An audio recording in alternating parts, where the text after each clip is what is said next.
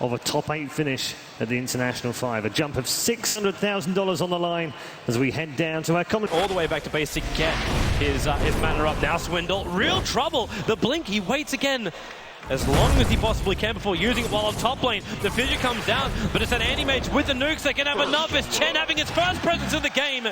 Z-Freak helps spill the first blood for Complexity. This is crucial. This is what Z-Freak and the teams will just be running after each other. Suppose the one consistent lane is bottom lane, which is now going to be initiated on Illidan. Doesn't have level 6, but the Chen moving in. Z-Freak just comes through the river, and that's going to be a kill. Another one going the way of Complexity. Swindle Melons, he's the only sentry down. Yep, they see him, but he can't get close enough. Yes, he can. He's just on the edge, and okay, well, with a fissure, he can. Into the ensnare, Phobos puts up the wall, the Iron Shell, and Broodmother tries TP out. The Sun's going to be there, back behind the tower. He will not survive. Silence again will get the +2 intelligence. Why did his TP stop? I haven't seen it all. Swindle is walking around with a TP skull, 4-point Scream, 1-point Sonic Wave. So we're going for more team fight build, and well, he might need to get there in a moment. Middle lane, Anti-Mage put under FNG. Not having the easiest time, neither is Lil, but Illidan with a follow-up stun. Anti-Mage needs to blink, can't do it. Laguna Blade will connect, but FNG won't get out this one free, and now in comes Swindle. No mana for the Sonic Wave. He's short, but Illidan actually the fissure, keeping Complexity out. And Illidan will barely survive this. Showing why the perfect timing on both stuns there. Barely saving G. Illidan's going to be careful. Mumianda's got a big army of Spirelings, and they actually get the curse off on him. Lina instantly dropping down. And Phobos trying to do the defense. But he knows now he's got to be a little bit more careful. These spawn Spirelings up at level. The Silencer and the Lina and Shaker in this game, and of course the Iron Shells too. It's not a nice game to be an anti-mage in as they're going in on low bottom. Yeah, Lil cursed up, and the Mana Boy trying to actually cancel the animation of Earthshaker, and this will be the last attack coming in from Fly to ensure the kill. Actually put the anti-mage under, so we came back up. Meanwhile on top lane, Swindle Melons actually jumped in with the Broodmother. Lane FNG, still no level 6, and in fact going to get troll trapped up. The Centaur's going to stop. He can actually hold FNG there, wait until after the mirror image to get it done, and into the tornado. Well, they can at least hold Fly there while Anti-Mage keeping Phobos out, so he cannot come and join the rest of his teammates. The silence on Z-Freak, not a happy place to be, but FNG dropping too low. The Spirelings spawn inside of him, and in fact even deeper in there. Swindle's about to come in from behind. The Echo Slam from Lil, but Mumianda's just way too strong. You've got a Queen of Pain coming in from the side, blinking a Sonic Wave. The Earthshaker's going to drop, and they're going to get another one. Goblin the retreat, out of mana in a moment. He's got 1 charges, and maybe he can keep this anti-mage back, but no, it's not going to work. They blink forward, and they find God. 9 for 2. Phobos looking for some extra stuff. He's got 1 charge Swindle in a moment, but the Lina, the slave, just able to reach him in time. The tier 1 tower is dying right now to the value skeleton warriors. And they needed that. They needed the space in FNG only now that he's in range of the creep wave. In fact, they're sharing it enough experience for it. He finds level 6, but Lil and Illidan, they are in a world of hurt. As Lil, there's your jump in. They don't need to get off any kind of curse. No Echo Slam. In fact, they do get the curse over on the Lina. The fissure is actually keeping him out until Anti-Mage basically skips himself over it. The Spirelings, the Centaur, the Golems, the Mana Void. Everything you need. Complexity have it, including the kitchen sink, which they continue just to throw at Virtus Pro. Yeah, should just got the try and contest up against the anti-mage later on, or they can deal with the Queen of Pain's disable as well. That's where my concern comes in. At least you've got the Broodmother. Okay, look, missed timing. The Yule Scepter, the Light Strike away with Laguna Blade. They'll still find the kill over on Mumianda, but it's BKB, sometimes the Hex. And you just know that extra Complexity is going to help you. Song of the Thump is going to come off here from FNG, Fly, and Z-Freak. They don't know Fly's there until now. The Glimmer Cape's going to be revealed. And Illidan, where's just done Phobos, backing him back in. But they get the stun effect. Illidan getting controlled up by Swindle. Z-Freak still so low. He got the Mecha Hand and God off. Hence the life came back up so quickly. And Illidan with the Echo Slam. They got enough damage here, Virtus Pro. You got the anti-mage trapped on the cliff side. To the Mana behind, taking out Lina from the perch. Lil barely surviving from the shatter down to 60 life as Fly trying to Glimmer Cape himself away back behind the tower. In fact, now he's looking over towards Phobos. Doesn't actually have that Arctic burn just yet, so he can't just run straight up. Now you'll see him, and the damage, it is not enough. And he has no stuns available. Just using these 2 items allows him to solo kill very, very easily. But if Virtus Pro are good at Illidan, top lane, he's starting up right now over on Swindle, can't get the stun. Laguna Blade, the damage, it's enough. The solo kill for Illidan over on Queen of Pain. They have to go back to base now, because Zizzy is going to be doing his thing now. The Battle Fury split pushing the top lane.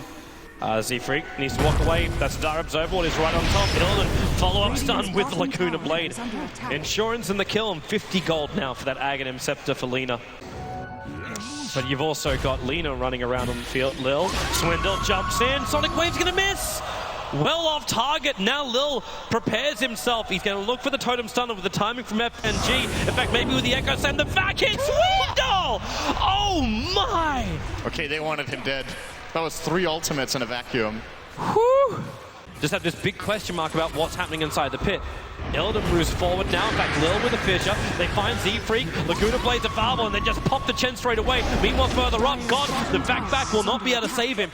Not enough space to stop Queen of Pain from bursting down the silencer. So a 1-for-1 trade-off as we now have ourselves a quick pause from the indirect nerfing. That wasn't the last word from the Broodmother. Nope, it was on a Spiderling. That was on a Spiderling. Meanwhile, Lina, again, okay, that's 2 for 2 for Lina versus Queen of Pain. As Illidan gets the solo kill on the Queen of Pain. It's just too easy, right? Because the moment he gets the yours up, they're going to back him back in, and they got double Iron Shell there. One actually, was it giving enough damage? The Broodmother's still very tanky, and now with the extra hand of God, he comes back up, but he's locked inside the wall. Can't break free. That Aegis Immortal will trigger, but Phobos also trapped around Spirelings. The Song of the Sun from FNG. They want to try and reset this quickly. They do find the Chen. Hand of God's up in 6 seconds time. If he can live long enough, they can't. Not with the Global Silence. Mumiana called out Virtus Pro. Great team fight. He is just so low. They trigger the dust, keep the vision up, and he's down. The Mana Boy jumping, not enough damage. Swindle though for the Yule Scepter Axe. He actually went for the ulti, but Illidan hits the ground now. In comes the Anti-Mage, ripping apart the silencer. Back in, try and buy some time, but time is not on the side of Virtus Pro. FNG on the run back out of here. The owner's taking him down. One more slice of the dice. That's gonna be it.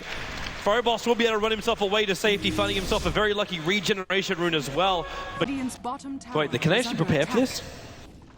Window's still in the hill. They put down the sentry wards, but already Illidan with the Yule Scepter over on the Chen to the Orchid comes in from Swindle. The Global Silence will buy some space, but the curse, it's on the Lina. So DK Phobos couldn't actually answer back with the back in.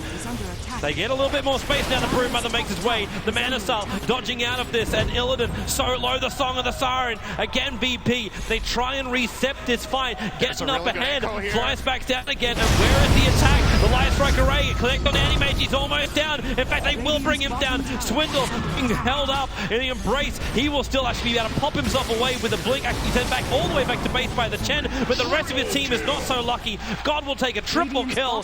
Virtus Pro. Perfect reset, perfect take. This is what their lineup can do. Well, maybe if it's Quap plus the Brood.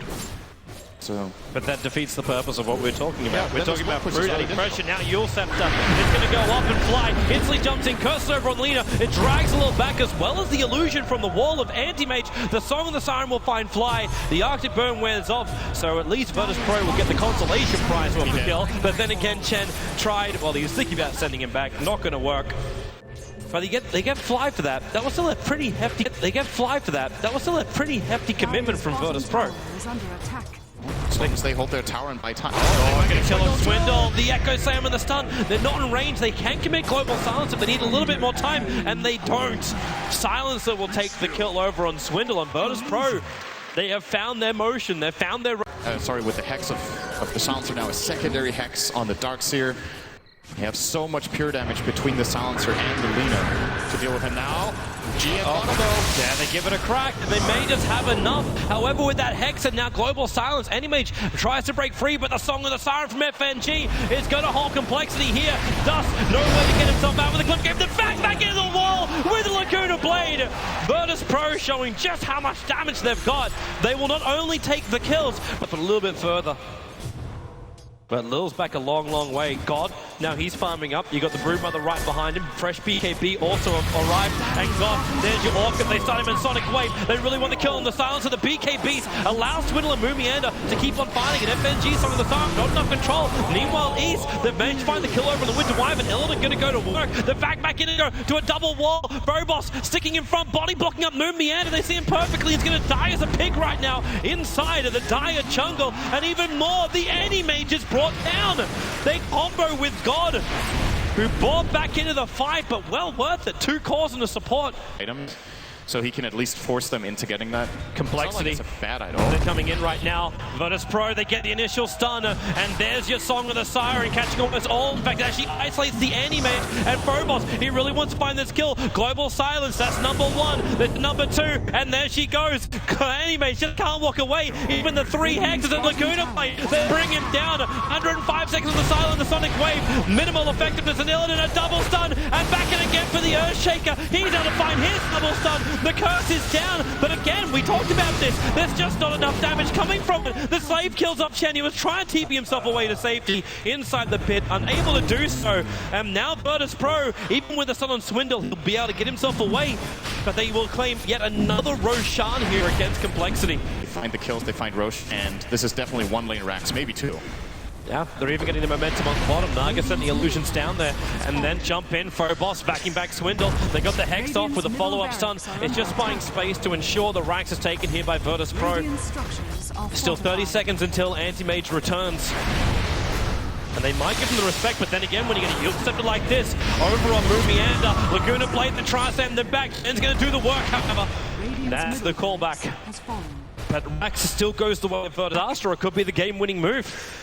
As Mumianda triggers a little sphere of Illidan, and then Wyvern tries to blink in. Actually got Yule Scepter up instantly by Illidan, the Song of the Siren FNG. They isolate the Broodmother, the BKB, he did it himself. That's why they can keep attacking him right now, and the damage is enough to kill him up before the Song of the Siren. The back in the wall with the Echo Slam. Virtus.pro perfectly on target. They'll go through 4, they'll almost go through 5, but they'll get the GG. They pull it back and force into a third game, wiping Complexity out. Virtus.pro keeping the hopes of CIS alive. And they really needed that. We were really worried they would go full tilt here in game number 2 after what happened in game 1. Having the game, losing the game, having the game again, losing the game again. And now they're able to hold the grip on it.